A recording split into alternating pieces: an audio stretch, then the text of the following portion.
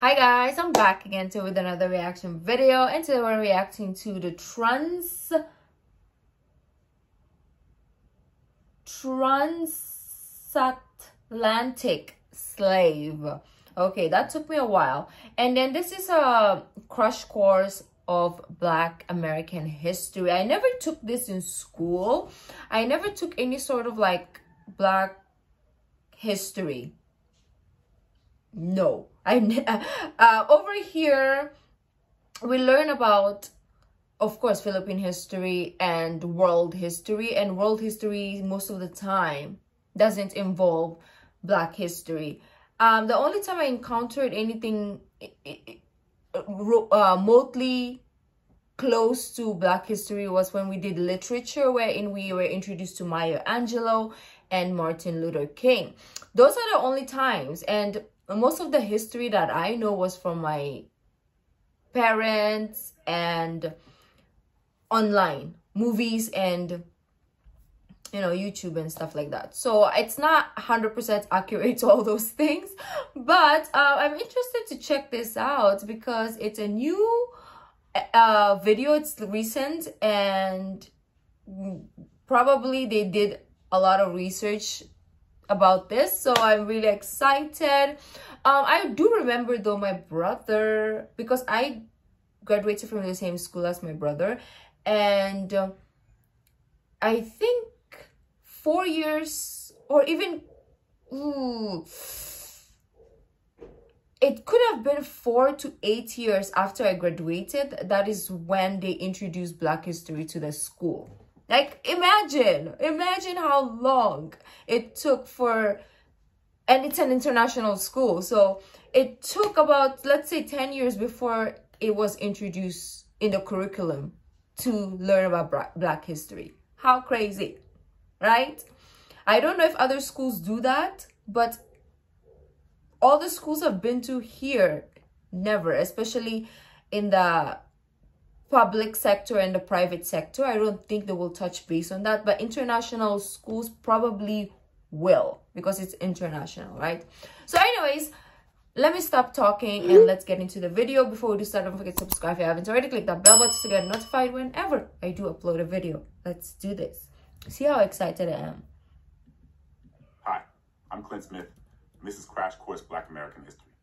And today, we're learning about the transatlantic slave trade, which spent 400 years, from the late 15th century to the late 19th century. I need this. The majority of enslaved Africans were taken from 6 primary regions: Senegambia, Sierra Leone in the Windward Coast, the Gold Coast, the Bada Benin, the Bada Biafra. I don't need this. The captions are not making any sort of like difference. And West Central Africa, also known as Congo and Angola. In his 1935 book, Black Reconstruction in America, scholar and civil rights leader W.E.B. Du Bois described the Atlantic slave trade as, quote, the most magnificent drama in the last 1,000 years of human history. And he didn't mean magnificent in a good way. As in, yeah.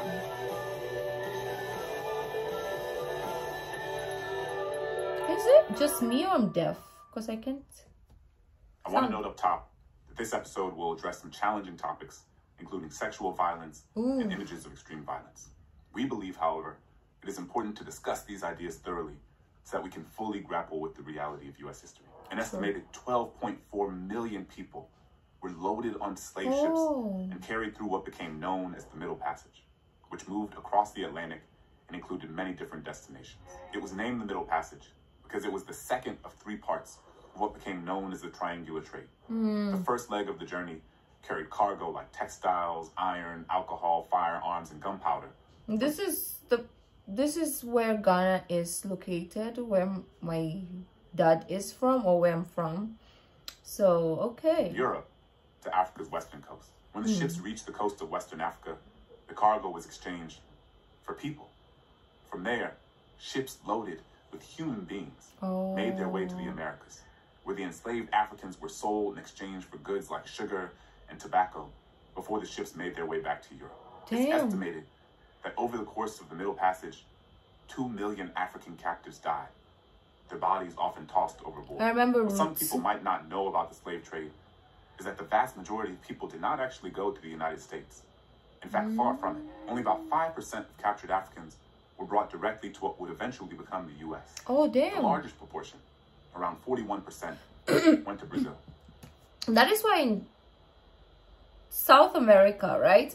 Yeah, that is why in South America, there's a lot of, like, black people. Like, they're not Caucasians. Most of them are just, like, brown. Maybe because of the mixture. Makes sense. Like the Caribbeans, the, you know, South Americans, they have like features of black people, like curly hair, and I don't know what other features they have too. But yeah. While millions of others were scattered across islands in the Caribbean and South America. There we go. We examined slavery in the United States from its earliest moments when people were first taken from their homes, all the way through the end of the Civil War. It's important to lift up the narratives and accounts of enslaved people themselves, as they can provide us with a perspective on this horrific institution in ways that few other documents can. For example, Olaudah Equiano, an African captured as a boy, wrote in his 1789 autobiography the interesting narrative of the life of Olaudah Equiano about the experience of being captured and taken to the edge of the ocean and being boarded onto the ship. I was immediately handled and tossed up to see if I were sound by some of the crew. And I was now persuaded that I had gotten into a world of bad spirits, and that they were going to kill me. Their complexions, too differing so much from ours, their long hair, and the language they spoke, which was very different from any I had ever heard, united to confirm me in this belief. When I looked round the ship too, and saw a large furnace or copper boiling, and a multitude of black people of every description chained together, every one of their countenances expressing dejection and sorrow, I no longer doubted of my fate, and, quite overpowered with horror and anguish, I fell motionless on the deck and fainted. Captured Africans didn't really have an understanding of what lay ahead for them. Enslaved Africans weren't coming back to Africa from the Americas and warning people about what happened. All people knew was what they saw in front of them. A large ship, an endless ocean, and for many of these Africans, people speaking a language they had never heard, with a color skin some of them had never seen. It's also important to note that the story is not as simple as Africans being hunted and captured by Europeans and forced onto ships against their will. The Africans who were taken and placed on board these ships were typically prisoners of war from other African tribes, people deemed criminals, and poor members of society who were often traded to pay off their debt. Which is to say, many captured Africans were sold to Europeans. Yeah, that's what somebody said in my last video. I think oversimplified. I was saying they should have just taken them, or they should have just employed the Africans instead of just capturing them. And somebody told me in the comment that they were actually sold. So I didn't know about that, and now we're learning about it. So it's really interesting to, you know, to always be open-minded, or to always be learning, because sometimes those things that we think we know are actually not true. So this is interesting. Other Africans for a range of different goods. Now, this fact can sometimes be used in bad faith to obfuscate the horrors of what the Europeans did. And while it's important not to ignore the fact that there were Africans trading other Africans into bondage, we should remember that being a prisoner of war or a poor member of society traded for goods is not the same thing as being held in intergenerational hereditary chattel slavery that meant your children and their children and their children would all be born into bondage.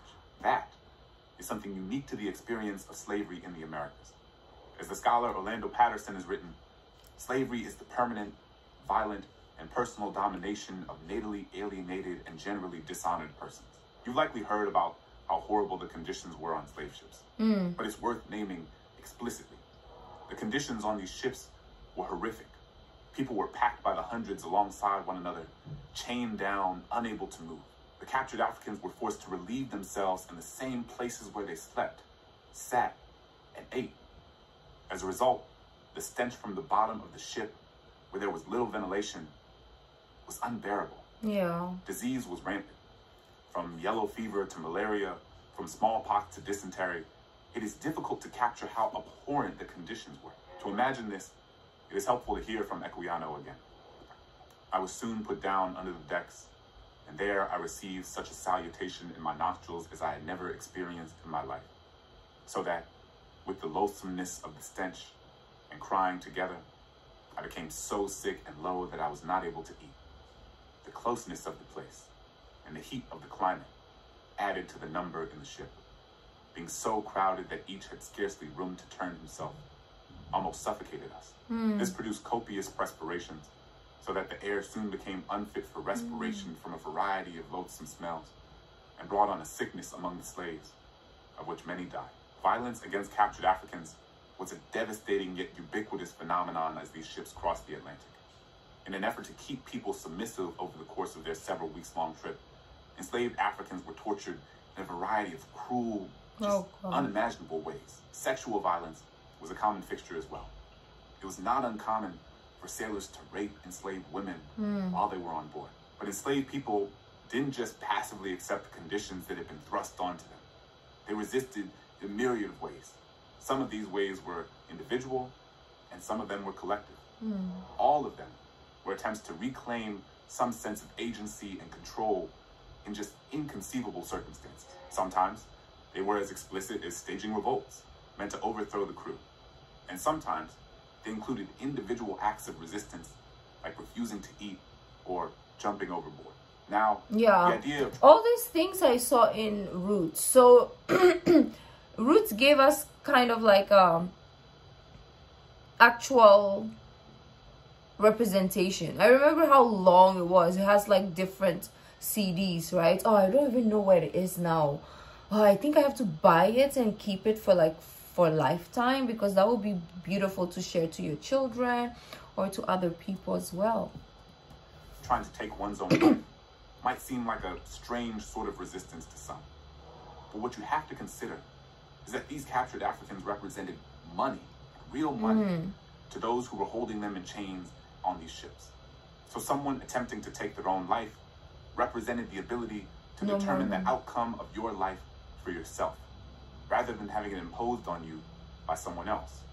It also allowed them to undermine the economic incentives that undergirded the entire institution.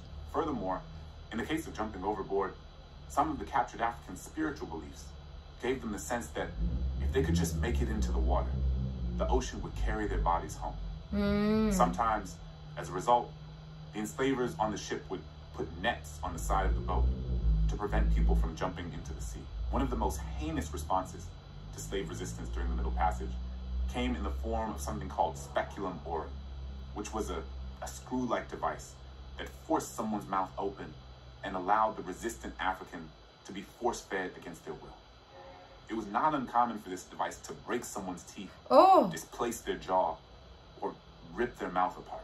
If that didn't work, other interventions included placing hot coals on a person's lips until they opened their mouths, or thumb screws, a device in which a victim's fingers or toes were placed in a vice and slowly crushed until they complied. Given all this, we should be clear that the decision millions made to stay alive in the face of unimaginable violence and uncertainty, that too was an act of resistance.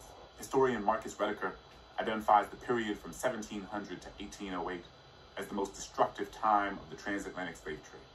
Roughly 2/3 of the total of enslaved Africans were trafficked out of Africa and to the Americas during this period. What's more, the death toll of the transatlantic slave trade was just staggering.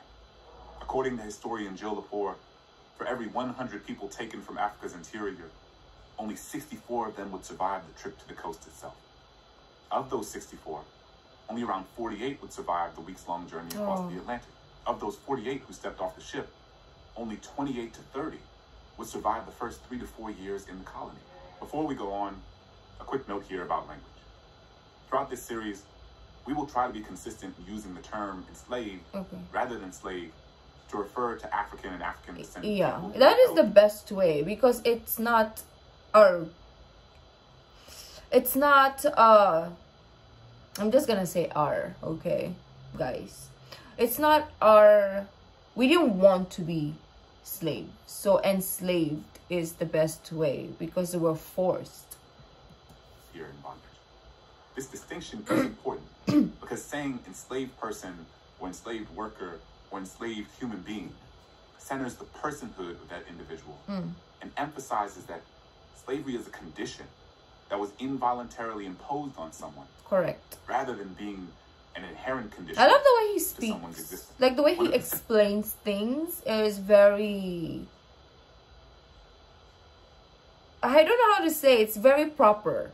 Like, he uses the right terminologies and he makes us understand also in a more easy manner. Central in an easier slave manner. Trade was England's Royal African Company, a chartered firm that maintained a monopoly on all English trade to Africa. There was? Following its inception in Damn, 1670. I didn't know. The period of 1675 to 1725 represented the most active years of the Royal African Company. But it continued to play an active role in the first several decades of the 18th century, an era known as free trade. The irony of that term is not lost on me. Yeah. I think it's worth honing in on one state and its particular relationship. Excuse to me, slave oh gosh. trade in order to better Sometimes I forget I'm on camera. I'm just like my normal self. I'm burping here and there. Like, oh, hundreds of people are watching you, Ruky. But you know what? Hey, I'm human, okay? Let me just live. Understand how this thing played out. According to the work of historian Ira Berlin, the state of South Carolina prohibited the African slave trade beginning in 1787. In 1803, however, the state reopened the transatlantic slave trade, and it remained open until 1808, when the federal prohibition of the Atlantic slave trade went into effect. Between 1803 and 1808, over 35,000 enslaved people were brought to South Carolina, more than twice as many as in any similar period in its history. Damn, that's a lot. The coast of Charleston was the point of entry for approximately 40% of the enslaved Africans who were brought to North America through the Middle Passage. This has led some to refer to it as African Americans' Ellis Island. Though an obvious difference is that one group came here via their own free will and one group did not. The federal government ended the international slave trade in 1808. The British had done so in 1807. However, traders from both nations continued illegally trafficking captive Africans for many years later.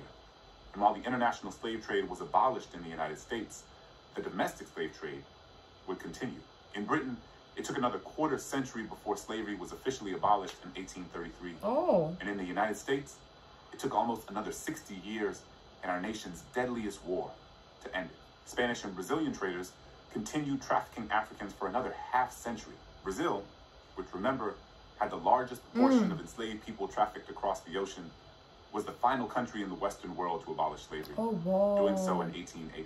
The bottom line is that the transatlantic slave 1808, 1833 for...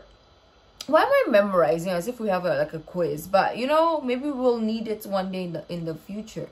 But so 1808 was US, 1833 UK, 1888 is Brazil. Violent, abhorrent, centuries-long project that would shape the trajectory of the world and of both black and white life in ways that we'll come to more fully understand. Damn, it's so crazy. Like, look at how history... We haven't even scratched the surface. This is just part one, okay? There's so many more parts which I'm really, really happy to react to. And I hope you guys will join me in this journey. But you would have thought from the 1800s or the 1600s that to this time in 2000s, that this would have been something of the past, but now it's still in the present. So crazy how many centuries has passed and we still have this, but in a more modernized manner. So sad, this world. We'll continue to talk about some of these in our next few episodes. Thanks for watching. I love him. I'll see you I next mean, time. not romantically, but in a platonic way. I just met him, okay? And he's married probably or something. I don't know. But, yeah, I love this crash course. This, a little bit of our history lesson that we are doing. I like this. I want to do more. It's exciting. I just love when we learn things. Like, that is the purpose of my existence, at least, I think, right? Is to keep learning, to keep knowing, to keep just being open-minded and absorbing things in the world. Because if you're close-minded and you don't want to learn, like what are you doing? Why do you live, right? Like there's no point of living if you're not always being educated or being enlightened in a certain way. But anyways, what am I even saying? Let me know if you want me to continue this, because I would love to. Let me know if you like this video, if you like I can't even speak English though. If you like this video, don't forget to give this video a thumbs up, subscribe if you haven't already, leave in the comment section down below what other videos like to react to. The original link of this video will be in the description box down below, so that's my social media links. So guys, I'll see you in the next video. Bye.